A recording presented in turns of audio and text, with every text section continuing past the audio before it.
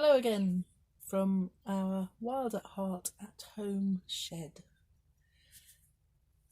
We're going to do a small, simple activity that we've done in the past that went down very well in our sessions, and we hope you like it. And it's a reminder to do something every day to connect with nature, whatever it might be, wherever you are.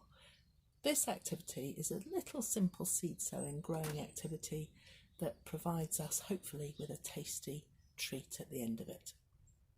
So you don't need a huge amount of gardening equipment. You can do it at home if you're in a flat and with no access to a garden. So you just need to adapt it slightly, and hopefully I've got some low cost simple ideas here. Give it a go, share with us how you get on, and hopefully it keeps us busy, engaged and happy in this lockdown period. Okay, so the activity is basically using ordinary grocery home cooking marrow fat peas from the supermarket, quite inexpensive, hard dried, and we're going to use them to grow some pea tops for us. So not for wildlife, but all about nature. So these seeds, which are very hard in the bag, should still be available on the shelves, I hope. If not, let me know.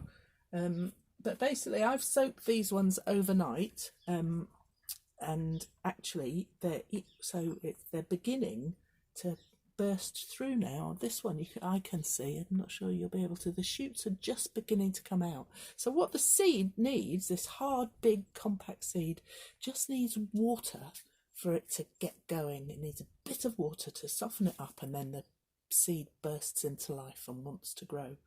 So we're going to take advantage of that and just use an egg box or a tomato container that's already got holes in it. Egg boxes are good because they soak up the water, so keep it reasonably damp. They're absorbent. And just sit that in a tray. Or we're going to give it a go with just cotton wool. So we don't even need compost. I found a bit of cotton wool in my Christmas decorations box. I thought I'd try it. I wonder if anyone else remembers growing cress seeds at school just on cotton wool. So I've never done it with cotton wool before. I thought I'd give it a go. I haven't got much space indoors at the moment, but I might find a little windowsill corner to pop this on. So basically, I've used a really, really low nutrient mix of leaf mould, some compost, spent old compost out of a pot, and a little bit of garden soil. So basically you don't need rich, expensive compost. You just need something for it to grow in, and not very much, because we're going to harvest these when they're really quite young. They're only be growing for a couple of weeks probably at the most. When they're about that big, we're going to just use a small tray and get them in the warmth, give them plenty of water, and harvest them like that.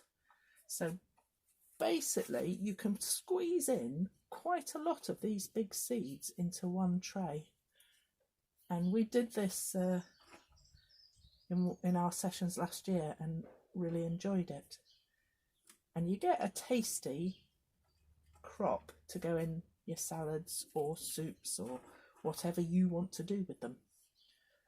And you can squeeze a lot in, because really this energy is coming from the seed itself and a small amount of roots that it puts down that absorb the water.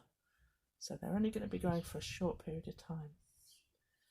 So, and then cover them up with the compost again, just lightly, and make sure you give them a good water. If you water the cotton wool first and then put the seeds on, it'll make them soak in and settle down first. But basically you're just sprinkling a few seeds onto the cotton wool, giving it a good water, and seeing what happens, just like that. Okay, other things you can do with store cupboard items, because no one was prepared. We haven't got access to pop out and buy things except really through the supermarkets.